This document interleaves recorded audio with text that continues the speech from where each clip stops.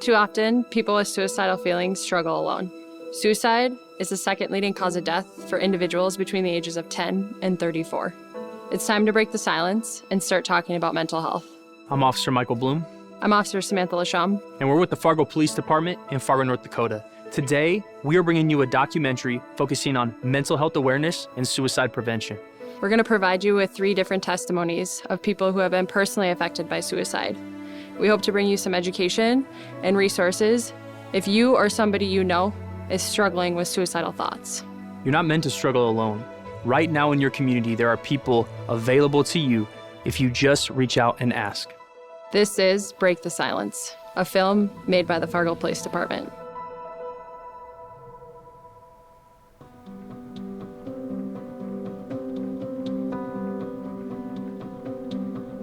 So we met at the office. We both worked together at the same architecture firm. And we worked together, honestly, for the first 10 years. The late nights in the office, Liam was with me every single one of those nights. We were always together. Liam would run around, he'd play, at people's desks, and then everyone was totally cool with it. It's like he was just this bright light in the office. One of his friends sent a note about the fact that he was new to a school, and I think it was third grade. And Liam was the one kid that came up to him and introduced himself. And that was Liam in a nutshell. I mean, he was just the ultimate friend. I grew up in Atlanta, Georgia. It was me, my brother, and my mom. 6th grade year, I moved up an hour and a half north of Atlanta to Pickens County. They had the middle school football team, and me and my brother joined it. We had all the support in the world. Coaches would keep us humble, make sure we're working, keeping us right in the classrooms. I always had my mom and my dad there supporting us and letting us know how good we really are in football. My grandpa would record every game. I remember Saturdays waking up, going to play, and then we'll come back home, watch the game. So we fell in love with it. In college, I got recruited from Minnesota, playing and being around my teammates and things like it was amazing.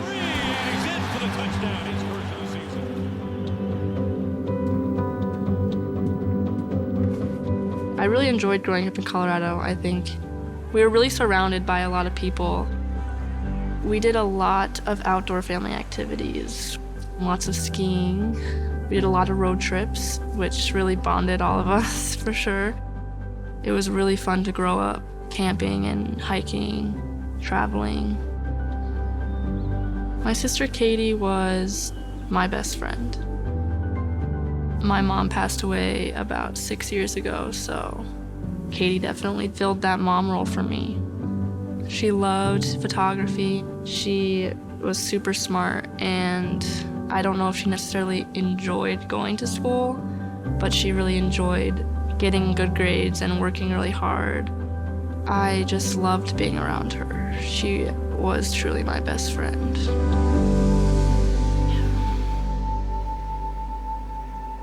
If I had to list 1,000 things I was concerned about, it was Liam. Mental health and suicide was not even on that list. Not even close to being on that radar. He didn't suffer from anxiety or depression, even a little bit. He wasn't even a moody kid. Very few things really scared him. And he was always there for his friends and his family. In college, I had a great freshman year. Sophomore year is when I broke my foot, but it wasn't nothing crazy.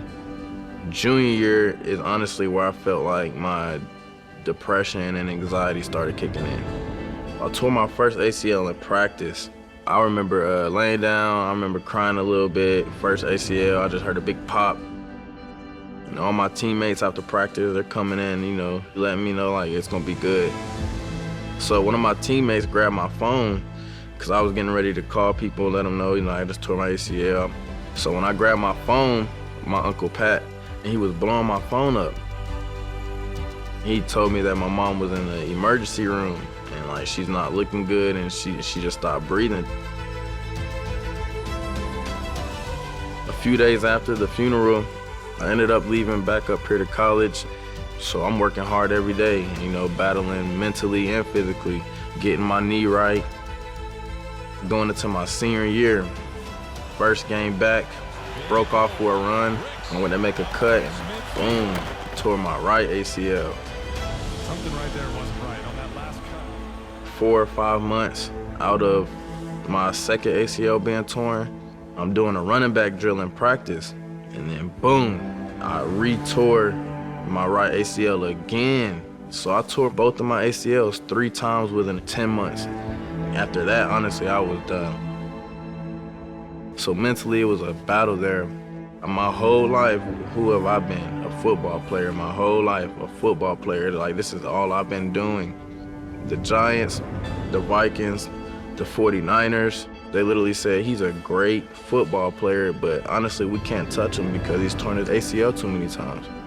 I just didn't know what to do. I was lost.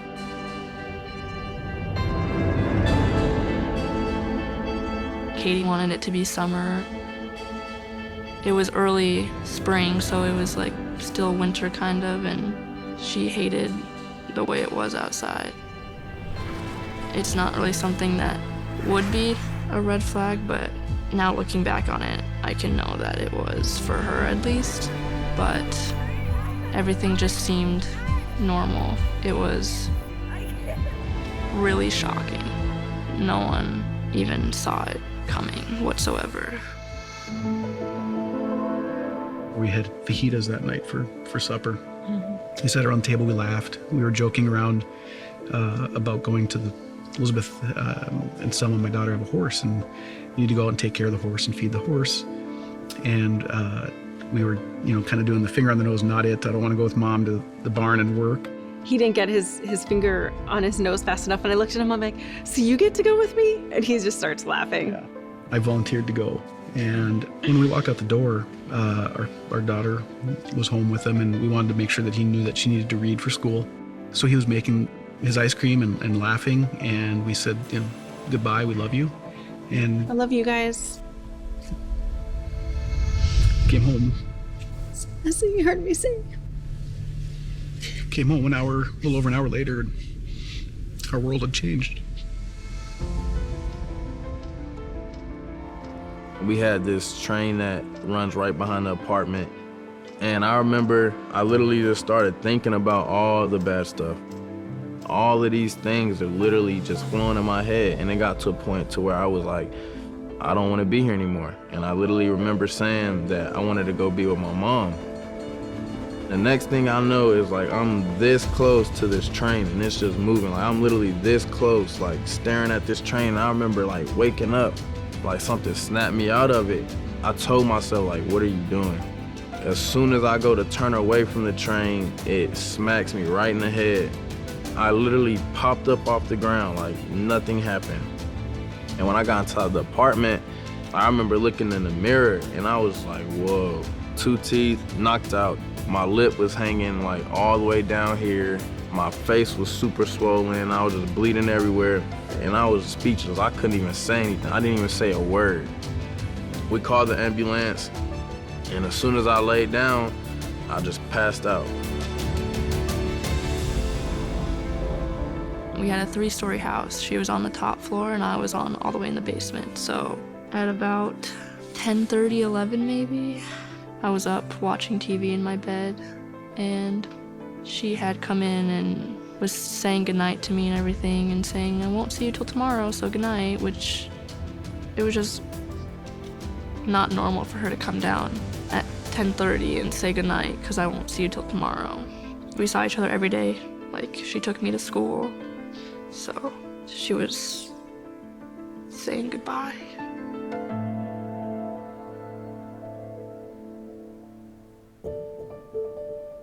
Now that I know, I could have seen it, but I think for anyone in that moment, it's like impossible almost to tell. Kids like that can fall through the cracks. The pressures that they have might be silent pressures. We look back at, to see if he'd been journaling anything or if he'd been searching for anything online, and there were no red flags. And he was always a self-advocate, talking to teachers if he didn't understand something in school. We had an open conversation. We never talked about suicide.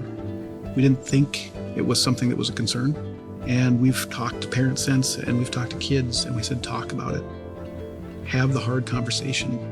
And not from a point of desperation or fear, but from a point of hope. When I woke up in the hospital, the doctor was finishing up stitching my lip.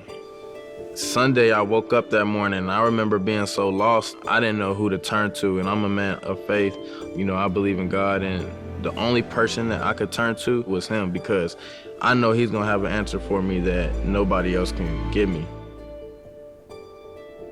So I got a text from my best friend, and the message from my best friend says, I love you, brother, and you're still here for a reason. You have a purpose. You're not done yet. Liam lived big for 15 years. We look back at it and there's a reason he lived big. This was the plan. And I'd do anything to have him back. But if we can't have him back, our mission is to help others. It was really important to me to share my sister's story because of how happy my sister was. No matter how happy a life they have, they could always be feeling something that you don't see. You can't always see mental health. I truly believe that my purpose on earth is to tell my story. I want to be there for athletes. When they feel like their sports are over and it's coming to an end, I want to be there to let them know that they're more than just an athlete. If I were to talk to someone who is seriously contemplating suicide, I would just want to say that it's not worth it. Life is more than this, more than the sadness you're feeling right now. It's not unnatural to have feelings of doubt. You can tell your parents or reach out to somebody, because there is a lot of hope that you can get from talking to someone that can help you get through those darkest times.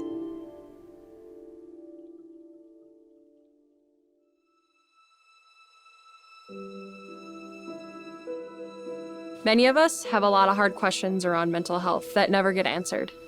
So we're gonna bring some people together to have a conversation about it. And really, this conversation is just to bring some clarity and to debunk some myths surrounding mental health, as well as to provide some guidance and education for you or someone you know who's feeling depressed or is having suicidal thoughts. We want to help you guys take the next step. Senior year's been really hard. I've always done very good in school, but with COVID and everything, it's just been really hard. I've been in the counseling office at least 3 times a week. For me, I feel like finding the one adult that you can trust in the building is that's more important than a counselor. Yeah. For me, it's just I just go and talk to my coaches, because they're all in the coaches' office and they're both there together, and I just sit down and just talk to them, and that's way better than counseling. You know, if you can't make a connection with your counselor or you're feeling like it's not going somewhere, find another adult. That's totally perfectly okay to find somebody else to trust and to be able to talk to that you can get to know on a more personal basis. So where do you guys think that all these mental health issues, what are some factors that will play into mental health, and why are there so many teens struggling because of it? I just think that the door needs to be open more in order to talk about this stuff.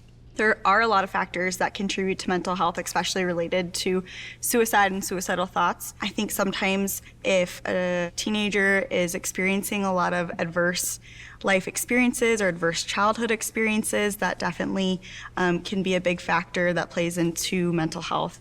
And I also think stressful events, so whether it's family conflict going at home, or you don't feel supported, or childhood trauma, that definitely can be a big factor. Sometimes kids and teenagers experience those suicide ideation, but they didn't go through any sort of traumatic experience. And sometimes that's just because we may be more susceptible in our genetics. Why do you guys think that suicide is so hard for people to talk about or open up about if they're feeling that way? I think one of the factors is that stigma of feeling like people are going to judge you, or people are going to think or assume something of you, can make it really hard to talk about. It's hard to go to somebody and say that I need help. A lot of times people don't want to bring it up because it seems like then I'm weak or I'm broken, and that's not at all the case. There's a lot of your peers that are feeling the exact same way. Personally, it was really hard for me to open up and ask for help because I had trouble admitting to myself or really realizing that I was having these thoughts, and I didn't really want to believe that it was happening to me. It's not always really obvious either. If I came in here today and I had a cast on my leg because I broke my leg and I was trying to get up onto the stage, you'd probably come and ask me if I needed help because it was obvious that I was struggling, right? It's not always obvious with mental health. People aren't as likely to reach out to you and ask, can I help you? And so I think if we did that more often, it would help. I agree with that a lot. I agree with you. Yeah. I think that we need to break the stigma, like you said, because people shouldn't be afraid to go up and tell someone and ask for help. Where could we go in like the heat of the moment if we're really struggling to find professional help? If you have a caring adult, or if you have a friend that you know you can go to that will maybe talk to an adult with you, if you have those people in your circle that you can reach out to, I think it's going to be much more helpful to you than calling a suicide hotline. However, I know that there are people that have really utilized those lines and feel like they've been helpful. So if a person was having suicidal thoughts, what would happen if they were sent to a hospital? And would they be taken away from their family, from their friends? What would be happening to them? It's really going to depend on where the circumstances are at that time. And so coming in to the hospital doesn't have to be a scary experience. The first step is going to be talking to a doctor about what's going on, what are your thoughts and your feelings, and then we kind of figure out what pathway we want to take from there. We can sign a safety contract or speak with your parents or caregivers and release you just a couple hours later. If you've already done self-harm or have intent to harm yourself, we may need to find you an acute psychiatric facility to get the help that you need. How would a person know if they should go to the hospital? If you're having thoughts that you just can't seem to pass and you don't have somebody there to help you work through that, the bravest thing you can do is come to the emergency department where we can keep you safe.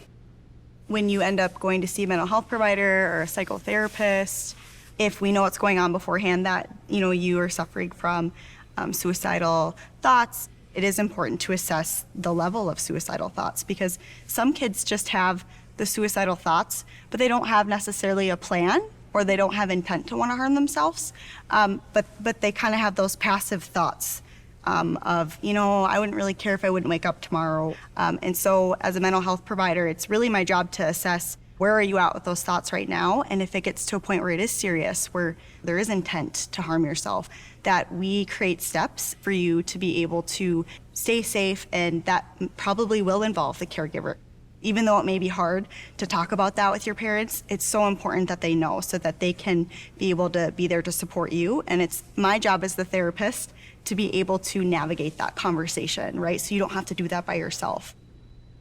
So if I know someone who's struggling, like say a close friend, and they haven't really brought up the thought of suicide, but they've showed signs, is it okay for me to ask them if they've thought about suicide, or is that too much?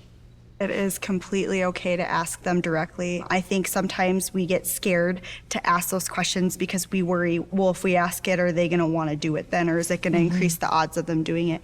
And that's actually, the research doesn't suggest that at all. Actually being able to ask that question directly and have them be able to open up and talk about it actually may reduce the risk. And so you can absolutely ask that direct question.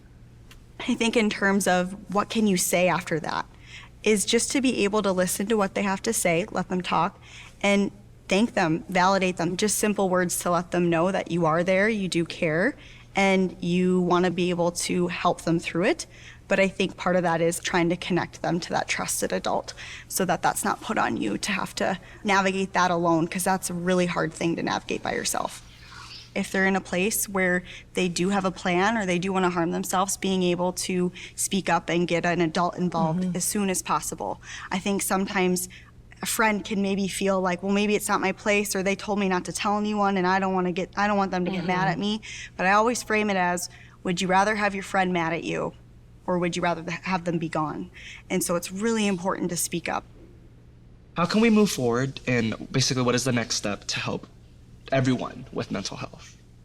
I think that you all have a really unique opportunity to be leaders at your schools. You guys really have a lot of power to have these really great conversations to open up the topic. It's like everybody has a role in it. And everybody has to be educated with their role first. And the first step in that role is just knowing what mental health is. And right now in school, like some kids who don't know what mental health is, and they can't help themselves and can't help anybody else around them. I feel like the first step in that is probably just educating what mental health is in schools. Yeah. At my school, me and a few of my friends, we made this club called Mental Health Matters. We went to our counselors and we just said, we feel that we need more than just counselors. We want to make a mental health support group. Well, then the principal was so on top of it, and he said that we should do school announcements about it. So I think with my school, it's a good next step because we're going to be having students support each other. The most important thing is for you guys to be healthy on all aspects of life, emotionally, mentally, physically, and that is our job, is to be able to make that easier for you. I want to make sure that all the students in my school and the other schools in the district feel supported. So we have work to do, and I've certainly taken lots from this conversation, so I really appreciate you guys so much.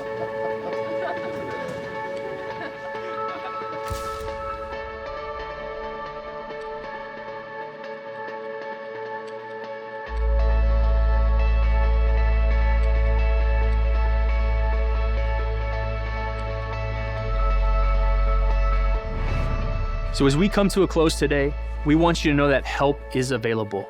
We care about you, and we want to help you get to whatever place you need to get to be in a safe place. We came together today because we saw the effects of suicide on our community, and we want to do our part to help prevent the next suicide or even the next person that might contemplate suicide. All we want you to really know is that there's resources available to you and or someone you care about today.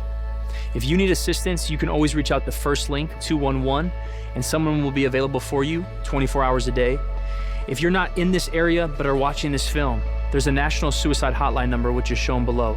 You're a part of our family. We care about you and we want you to succeed.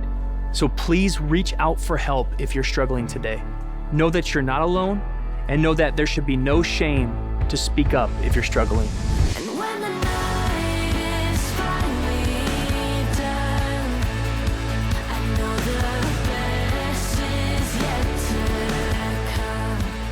If you're quiet, you can't get help. Tell someone. Be your own self-advocate. Stand up for yourself and be clear. Help us come together and break the silence. In the horizon.